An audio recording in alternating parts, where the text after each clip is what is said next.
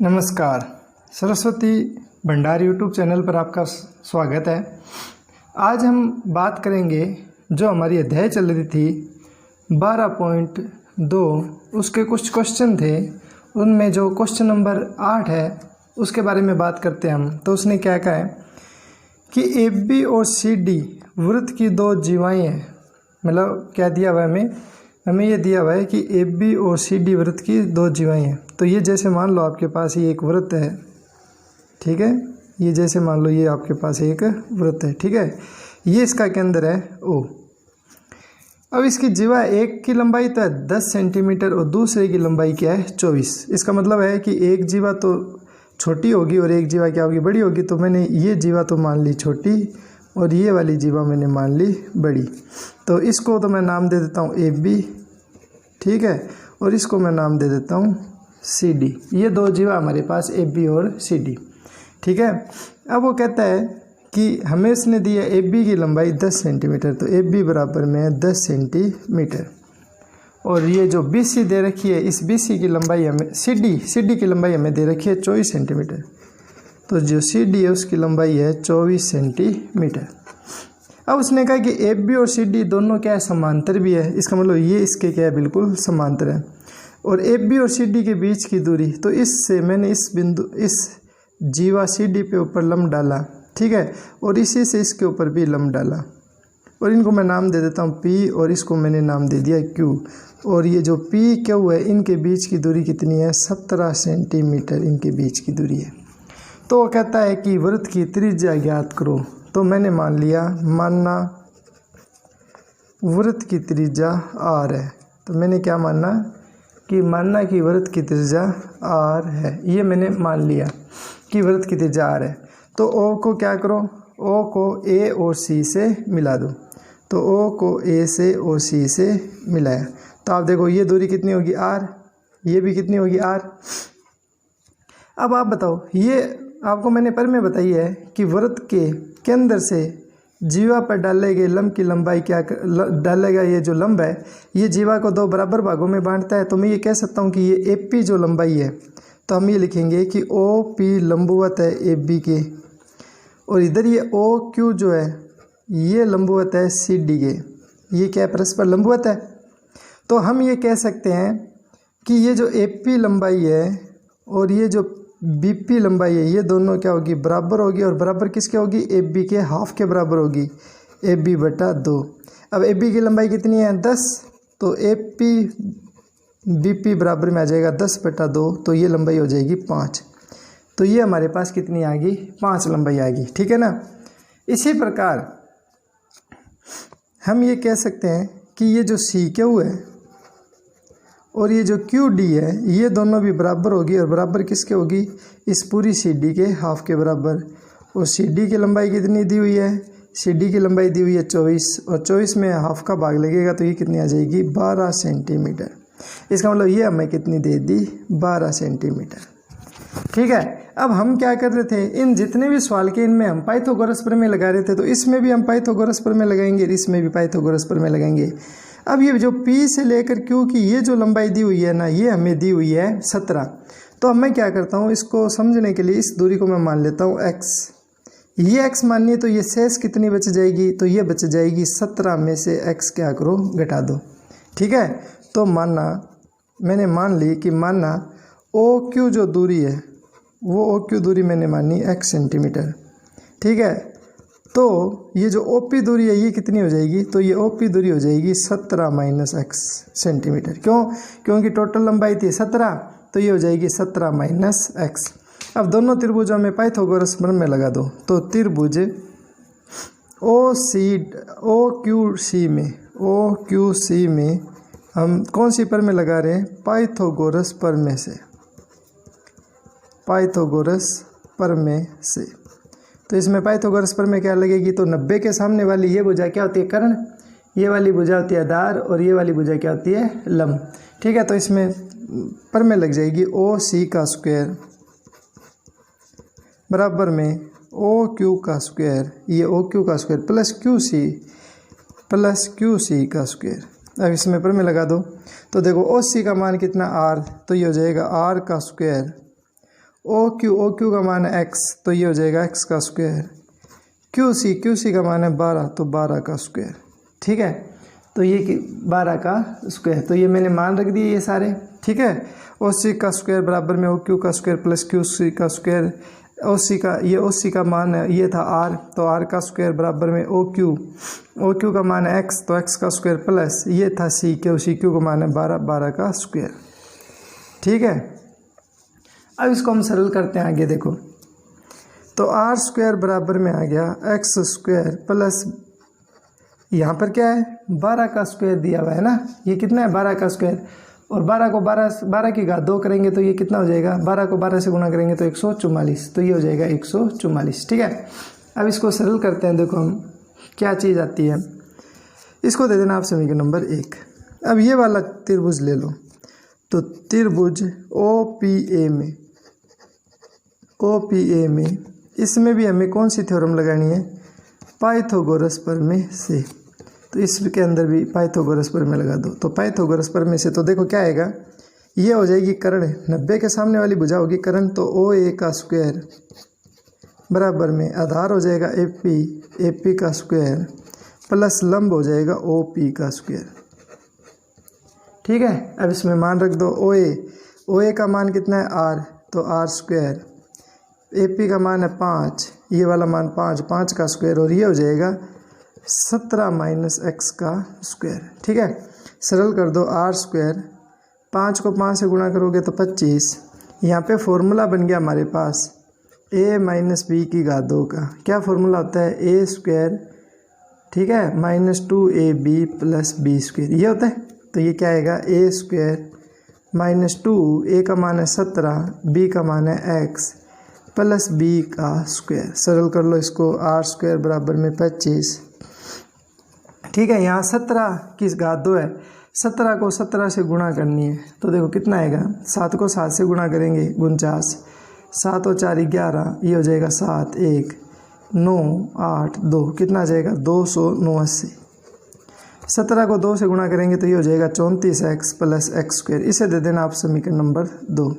चाहे आप ऐसे करो, यहाँ जोड़ दो इनको एक बार, R स्क्वायर बराबर में ये जोड़ो 9 और 5, ठीक है, 8 और 2 10 और 1 11, 2 और 1 ये हो जाएगा 3 minus 34x plus x square, ये होगी समीकरण नंबर 2। समीकरण 1 और समीकरण 2 में देखो, ये भी R स्क्वायर है, ये भी R स्क्वायर है, LHS बराबर है, तो ये RHS भी क्या होगी, बराबर होगी। ठीक है ना, ये वाली इसके क्या हो जाएगी, बराबर हो जाएगी। क्यों, क्योंकि इधर भी R स्क्वायर है, इधर भी क्या है, R स्क्वायर है, तो ये आ जाएगा। तो हम लिखेंगे समीकरण 1 व 2 से, ठीक है, इन दोनों समीकरणों को क्या करो, बराबर करो, तो एक्स स्क्वायर प्लस 144 बराबर में हो जाएगा 314 minus 34x plus x square. सरल कर लो, ये बराबर के दोनों बराबर है, तो ये एक्स स्क्वायर से एक्स स्क्वायर कैंसिल हो जाएगा। ये 34x माइनस का इसको तो ले आओ इधर, और ये 144 है उसको ले जाओ उधर, तो ये आ जाएगा 34x बराबर में 314 माइनस 144। 34x बराबर में 314 में से 144 घटाने 0, इधर आंसर लेनी पड़ेगी। 11 में से 4 गए 7, 2 बच गया, 2 में से 1 गया 1, 170, ये हो जाएगा 170/34। देखो इसमें 2 का भाग जा रहा है, 5 का भाग पूरा जा रहा है इसमें, ठीक है, 34 का भाग इसमें एक बार, इसमें 34 का भाग 5 बार, ठीक है। तो x का मान कितना आ गया, 5। ये जो x का मान 5 आया है ना, वो x का मान 5 आप क्या करो, यहाँ रख दो समीकरण 1 में। तो इसका मान हम 1 में रखेंगे ना, तो ये हमारे पास इसका आंसर है, आ जाएगा कि कितना आएगा। तो हम ये लिखते हैं, देखो हम लिखते हैं इसके अंदर कि x बराबर, x का मान समीकरण 1 में रखने पर, तो यहाँ x की जगह 5 रख दो, तो R स्क्वायर बराबर में 5 का स्क्वायर प्लस 144, तो R स्क्वायर बराबर में हो गया 5 का स्क्वायर कितना होता है 25, 25 प्लस 144, 144 और 25 जुड़ेंगे तो 169, इधर R का स्क्वायर हटेगा तो इसके ऊपर क्या आ जाएगा, वर्गमूल, और 169 का वर्गमूल कितना होता है 13, इसका मतलब जो हमारे पास वृत्त है उस वृत्त की त्रिज्या कितनी आ जाएगी, 13 सेंटीमीटर आ जाएगी। ठीक है ना। तो इस तरीके से हमें इस क्वेश्चन को करना है। तो नेक्स्ट क्वेश्चन है, हाँ भी नेक्स्ट क्वेश्चन है, क्वेश्चन नंबर 8 है, 10 सेंटीमीटर त्रिज्या के एक वृत्त में, एक 10 सेंटीमीटर त्रिज्या का एक ये वृत्त है। ठीक है, हम यहीं बना लेते हैं, ये 10 सेंटीमीटर त्रिज्या का एक वृत्त है। इसका मतलब आर का मान कितना दिया हुआ है, 10 सेंटीमीटर। एक वृत्त में दो समांतर जीवाएँ हैं। ठीक है, एक जीवा है ए बी जिसकी लंबाई है 12, तो ये ए बी है जिसकी लंबाई मानी 12, एवं दूसरी जीवा है वो है सी डी जिसकी लंबाई है 16। ए बी और सी डी के बीच की दूरी ज्ञात करनी है। यदि जीवा केंद्र के एक ही ओर हो, मतलब ये वाली जीवा और दूसरी जीवा केंद्र के क्या हो, एक ओर स्थित हो, और एक है केंद्र के विपरीत ओर स्थित है, तो इसमें दो चित्र बनेंगे और इसको दो प्रकार से क्वेश्चन को करना पड़ेगा। तो देखो मैं क्या करता हूँ, एक जीवा तो मैंने ये बना दी इस तरीके से, ये तो हमारे पास जीवा होगी सी डी। ठीक है, और एक जीवा हो जाएगी हमारे पास ए बी। ठीक है, तो पहला कंडीशन केंद्र के एक ही ओर हो। ठीक है, हमें केंद्र के एक ओर लेना था और हमने पहले केंद्र के विपरीत ओर ले लिया, तो हम पहले विपरीत ओर कर लेते हैं। तो ये बिंदु हो जाएगा ओ। ठीक है, तो ये हमारा पहले बी पार्ट है। तो इस बिंदु से इसके ऊपर लंब घेरो और इस केंद्र ओ से सी डी जीवा इसके ऊपर लंब घेरो, और ये जो ओ बिंदु इसको ए और सी से मिला दो। मिला दिया इनको।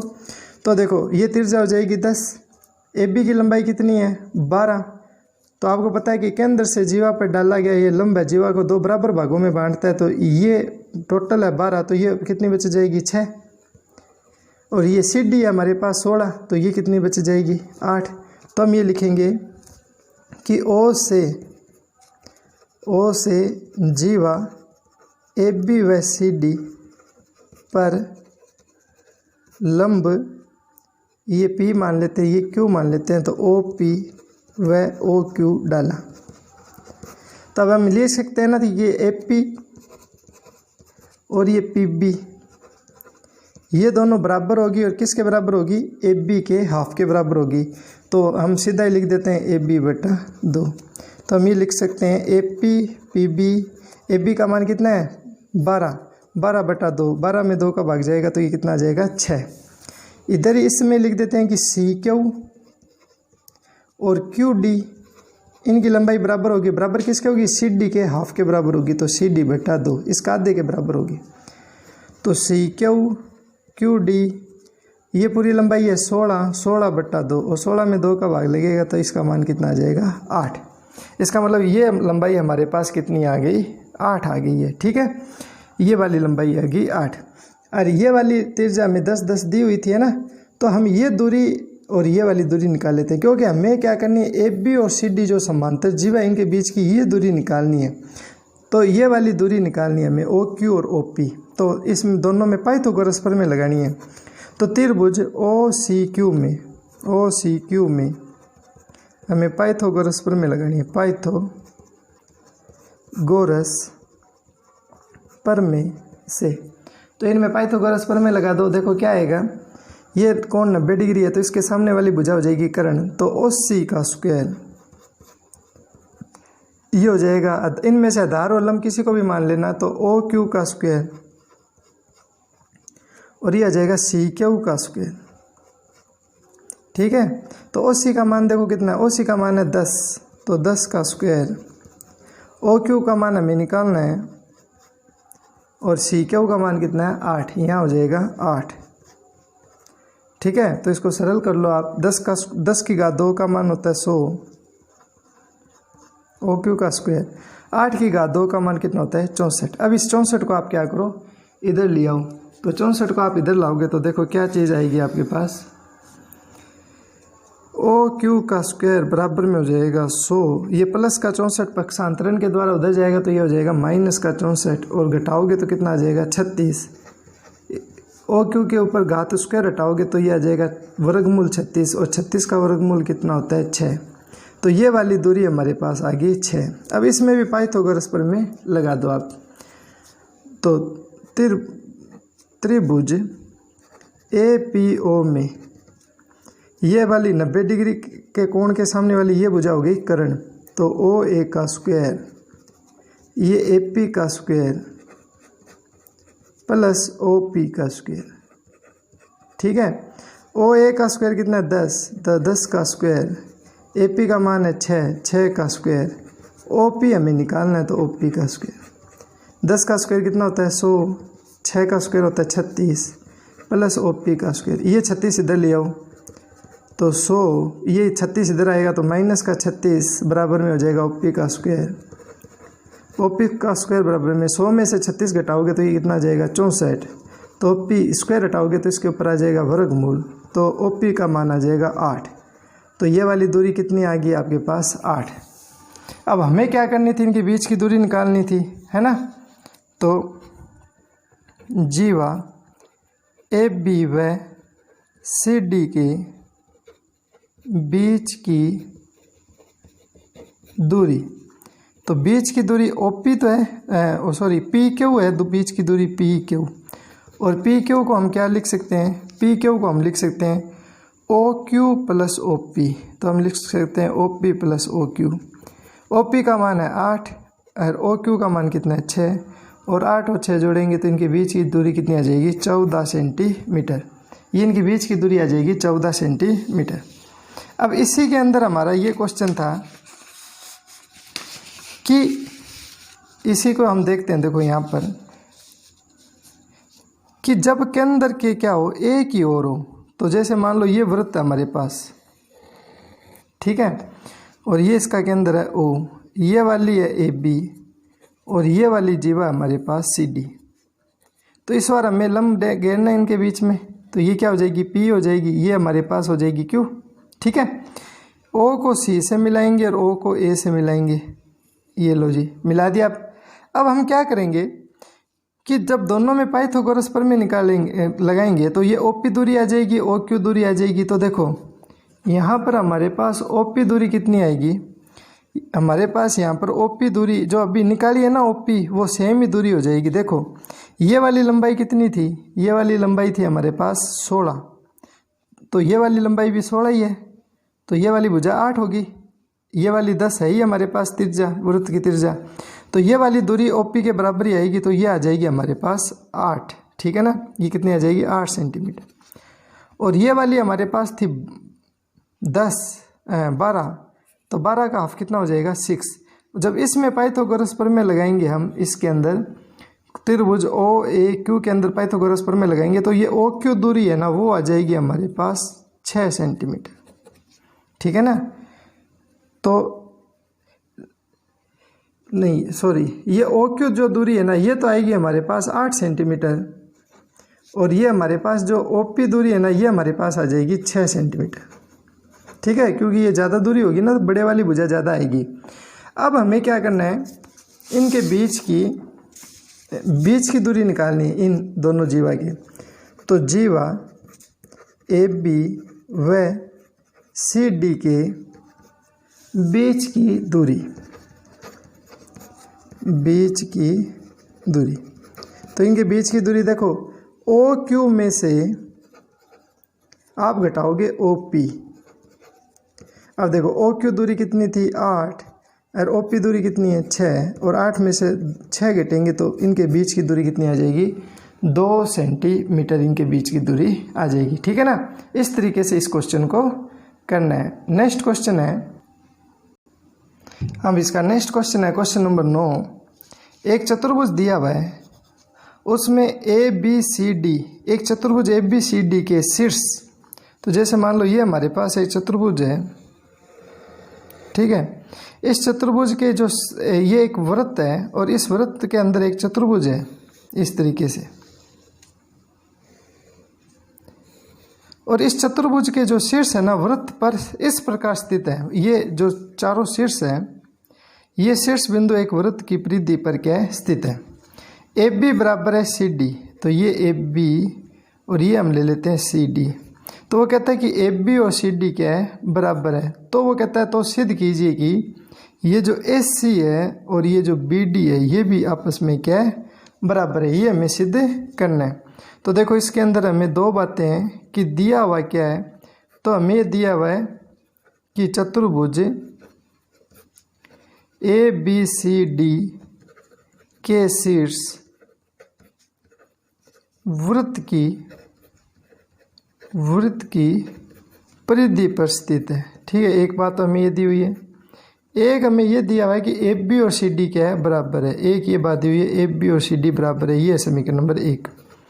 तो हमें सिद्ध क्या करना है, तो सिद्ध करना है, हमें ये बात सिद्ध करनी है कि AC बराबर सिद्ध करना है BD के, ये बात हमें सिद्ध करनी है। ठीक है, तो उत्पत्ति कैसे सिद्ध करेंगे, तो आप ज़रा ध्यान देना।